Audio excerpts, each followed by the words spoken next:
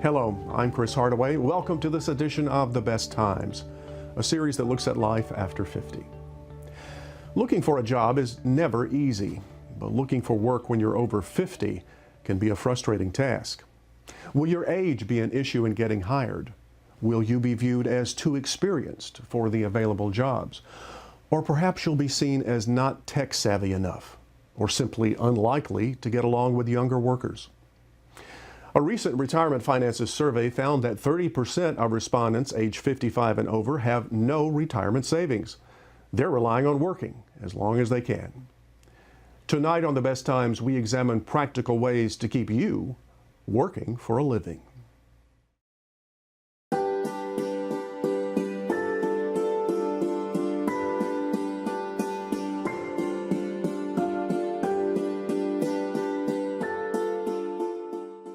I first met Mark Scatamacchia 2 years ago. At age 56, the unexpected happened. His position as a middle manager in the food service industry was eliminated, and now he was looking for a job. I feel like I'm in solitary confinement. I need measurable goals. I need to see that I'm making a difference. I need to participate. That's what I've always felt I needed. Every day, Mark worked at the arduous and sometimes frustrating task of finding a job. And every day he faced the reality that the biggest roadblock to getting hired might be his age. I can't specifically say on any company that age was it, but I've been around long enough to understand what qualifies the job. And you know, I haven't heard the cliched, you're overqualified yet. I think they've reworded it to some other things now, whatever, but it's a real issue. When you lose a job and your income is stopped, that's a very scary thing for anybody any age. Betty McWillie is a career counselor, and she helped Mark in his job search. The career counselor is basically someone that offers self-assessment, career exploration, career planning, which is resume, interviewing, target cover letters, job search strategies, placement, and follow-up. So it's a fluid model. Nationwide, the unemployment rate stands at 4.4%. That's higher than the 3.4% unemployment rate for workers over 50. But it takes an average of over 9 months for that older job seeker to find work versus a younger counterpart. And almost half of survey respondents aged 40 to 70 reported taking a pay cut when they did find a job. The last time I met with Mark 2 years ago, he was sending out resumes, networking with associates, making telephone calls, and working hard at finding work. I can't change my age, but I have to look past it and look at the positives of that. So you have to keep that positive attitude. It's crucial. And when you get up in the morning, you need somebody to love, you need somebody to love you, and you need something to do. And truer words never spoken for me. For advice on finding work after 50, I've invited 2 career counselors into the studio, Betty McWillie and Skip Rossen, along with the man you've just met, Mark Scatamacchia. Mark, we just saw in the video, it was April of 2015, I think, when I spoke with you last. So update your story. What has happened in the last 2 years? Well, continuation of the same. Looking through the traditional avenues for employment just really got me nowhere. Got you nowhere. I reached out after talking with Betty and used the avenue of contract work through an organization that is more geared toward data analysis and the things that I like to do, and in no time flat, I was placed for a 90-day position with a local company doing financial analytics. After that 3-month contract was over, that company actually hired me for another year to continue my employment. So that was nice. Then that ended. My task was complete. Another 2 months, 3 months went by, and the same agency called me and said, we've got another placement for you, and that's where I am today. So you've been working contract work the entire time? And loving it. You like it? Yes. Well, let's talk about that, because that's often referred to as the gig economy. I read a statistic, it was a survey that was taken by Intuit. Yes. And they estimated that by 2020, 40% of the entire workforce, not just us over 50 folk, 40% of the entire workforce is going to be considered independent contractors working in the gig economy. I mean, do you see that as growing at that rapid a rate? I think it's an important option for people to consider. Certainly issues like insurance and other factors that may be benefit related are a consideration, but I think more and more opportunities are emerging with companies that are very similar to what Mark described, where they're looking for the talent, and the gig in some cases could turn into a long-term employment offer, or just a great opportunity to make some money and make a contribution. In your consulting, do you suggest this to people? Say, why don't you explore becoming a contract employee? And do you get a resistance to it?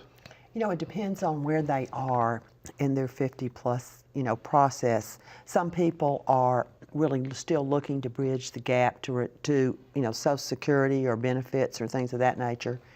But basically, if they have great expertise and they are really interested, consulting is a great opportunity. All right, let's talk about the big issue here, which is age itself when it comes to hiring. I want to tell you a story.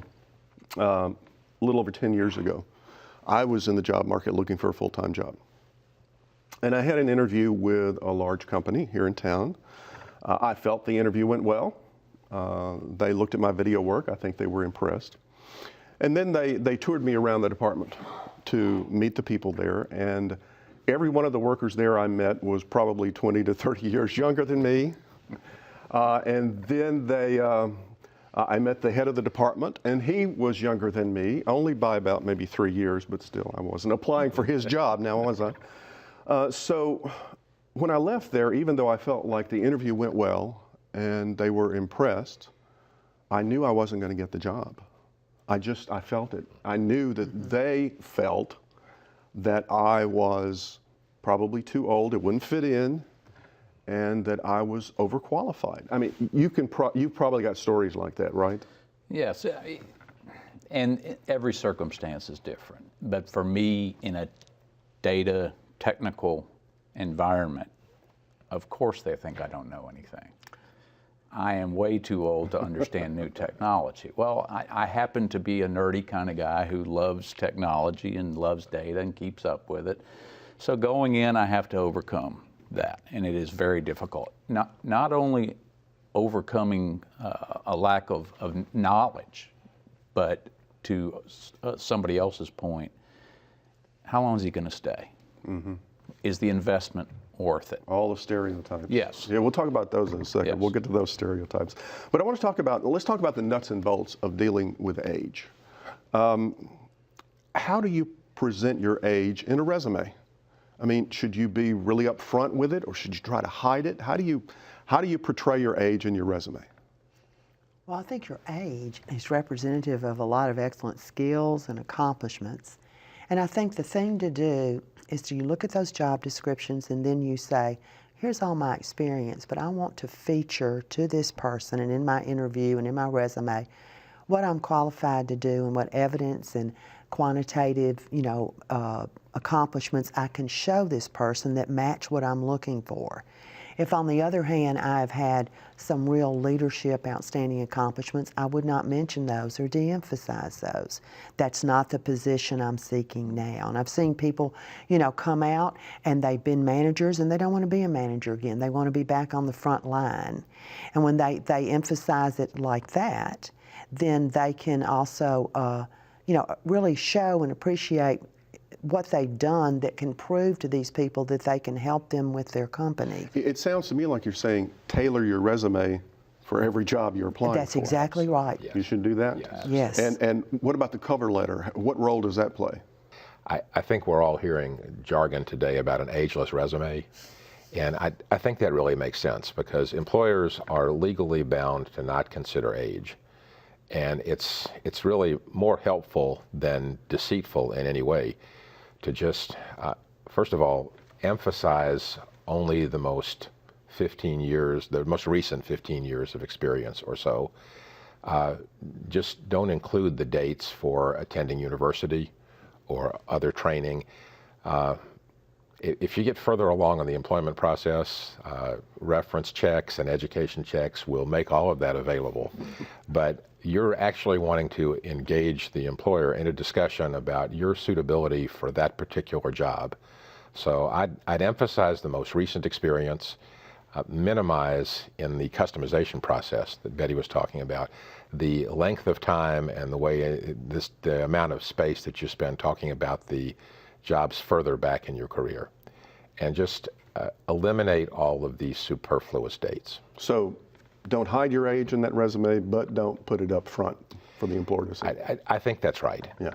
Okay. There's also a lot of these employers, now that the applications are online, make it impossible for you to do that because they won't let you complete the application without entering the date field, which is a subtle way of finding out certain things. So what do you do? Yeah, I don't know how to outfox the computer. No. Lie. All right, let's talk about age. Okay, you can handle age in a resume sometimes, as you point out, and in a cover letter.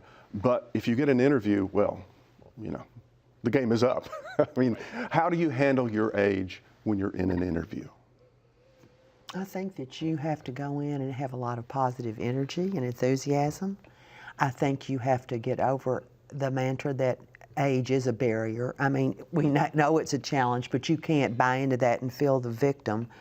And I think that when you get before them, you want to demonstrate that you are knowledgeable and current in your field, that what your new certifications are, your professional organizations that you belong to, and the most recent training that you've received, and to speak to the current issues and study the issues of that industry, and basically be an informed, energetic, enthusiastic person who really does emphasize too their technical expertise and their and that they use social media. And again, to de-emphasize anything that might sound like you're lauding over them or that you were trying to show that you've had this, extensive leadership background that would make them feel like, oh, well, this person is not going to want to work in a job like this. Yeah, that gets to this question is how do you deal with the feeling that you may have and you think the prospective employer has that you're overqualified? Well, again, you hope that that's coming about in your articulation of what it is you can do. But if they bring that up, the question usually comes up, what are your plans in the next few years, or, what other jobs are you seeking and things like that. So I think that first of all, when we find jobs at our age, we generally like to stay. And research shows that we do stay. And I think that to say that if they think that we're overqualified, we have to articulate specifically what we can do and what they're looking for and examples of how we've done it, rather than emphasize, all that leadership experience, or even it's better to give examples of how you've been successful, say at the more basic jobs. Sometimes people that have managed big departments want to go back in on the front line, and that can be expressed that way. Well, how do you challenge some of the stereotypes? Mark mentioned, the tech-savvy stereotype. Right. You're too old, you're not tech-savvy. There's the notion that, oh, well, he's going to retire in 5 years. Why should I bother hiring him? How do you deal with the stereotypes? I think it's important to believe in yourself and to believe that your age and experience is an advantage, and project that. With respect to perhaps being overqualified, I think all of us, when we're looking for a position, have had enough experience to understand what type of work, what type of activity and contribution we're interested in. And I would be straight with a prospective employer. If that was going to require a hierarchical position that's equivalent to the level that I had most recently, I would state that up front. But from a personal standpoint, I'm more looking for content and the nature of the work and less involved or interested in advancement. So just be upfront with the employer. I think that it's critically important. You agree with that?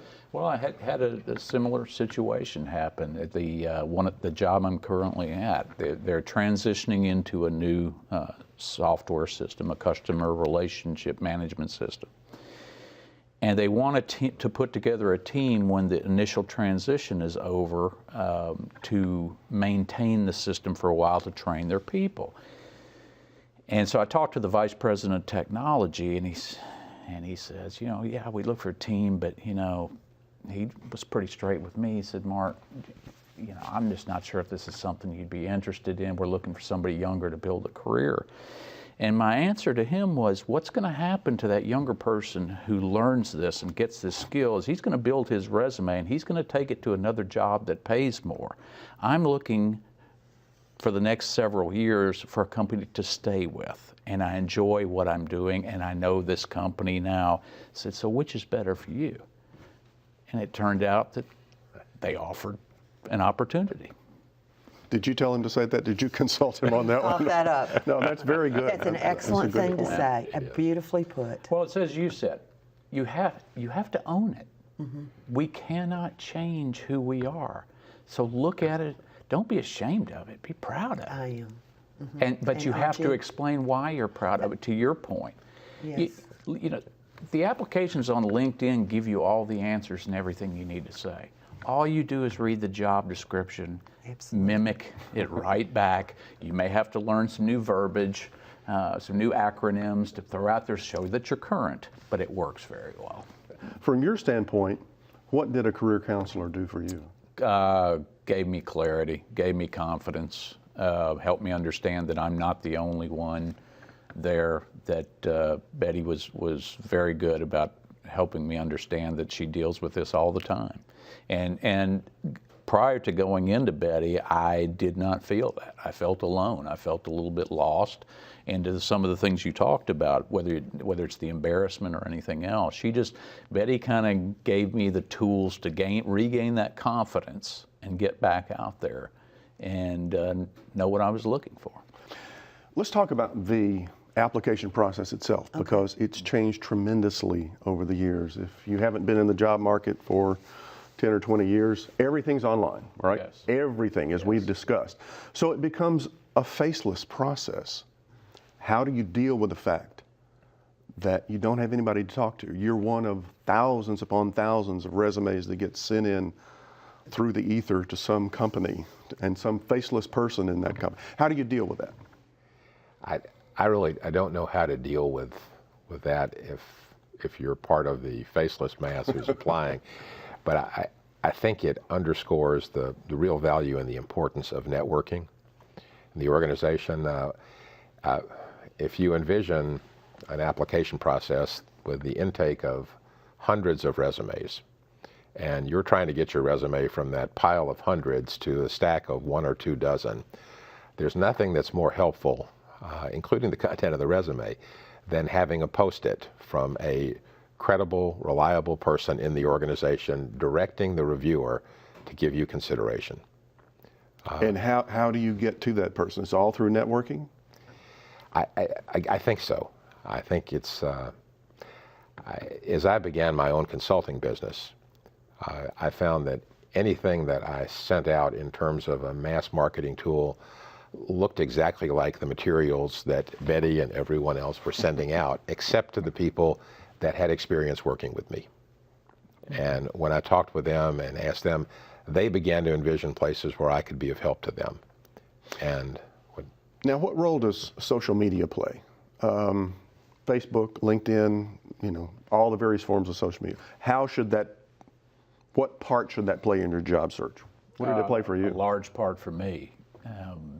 If you're very active on LinkedIn, for instance, which I am, and you're not afraid to let people know you're looking, that gets to the point. You've got to find somebody who can help you get past the paper step. Well, it's not even paper anymore. It's electronic files, and get to that.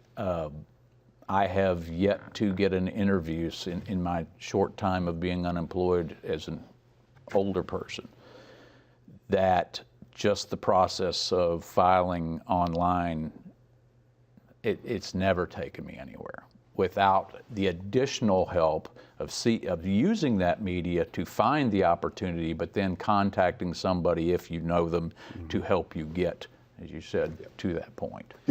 How do you recommend to your clients to use social media in the fashion that he just spoke about? Yeah, a LinkedIn profile is very important because that's where you do your branding. That's where you state the qualification, the accomplishments and achievements, your metrics and all, to really document what you're pursuing. You know, it's interesting you use the term branding because, Yes. I mean, you don't think of this as a sales job really for yourself, but it is. It is, and especially in social media, it's a brand. So how do you build that brand? What do you do? Well, basically, you know, you come up with who you are, and you come up with the phrases that most target, brief words that say to the people that are looking at that profile, okay, this is the area of expertise.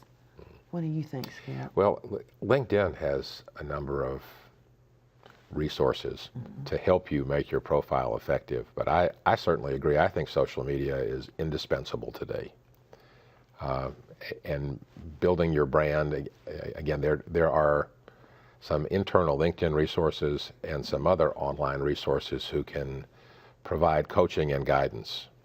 But establishing your brand and establishing your presence helps, it facilitates networking. If I review Betty's profile and understand who Betty's connections are, and we find a common connection, that may lead to a conversation with that connection that it takes away the depersonalization. All of a sudden, I'm speaking to somebody with whom I have experience about Betty and learning about Betty's potential to be of help to me.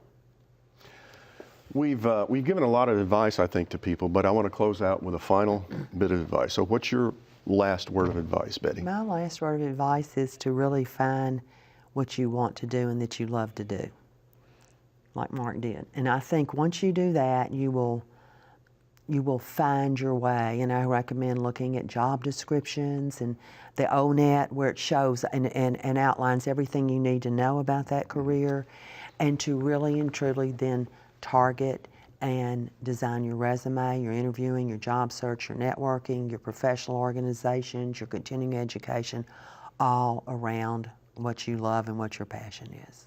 Skip? I would underscore what Betty said and just reiterate, believe in yourself and recognize the value of your age and your experience and what that's going to allow you to bring to the next endeavor that you tackle in your career.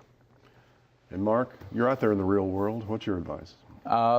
Taking all of the things that have been said here, but another step further, people I talk to who are in this position, who are not technically savvy, are very intimidated by things like LinkedIn and the thought of building a brand, whatever that means to them.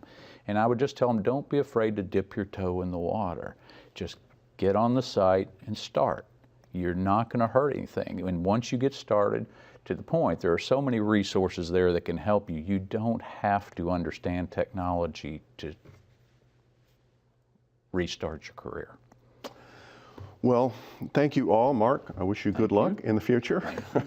And thank you all for being on the show and telling us how we can continue working for a living. Thank you. Want more information about life after 50? Go online to watch more shows and find more resources. And send us your feedback and story ideas to besttimes@wkno.org. That's all for this edition of The Best Times. Please join us next week for more stories about life after 50.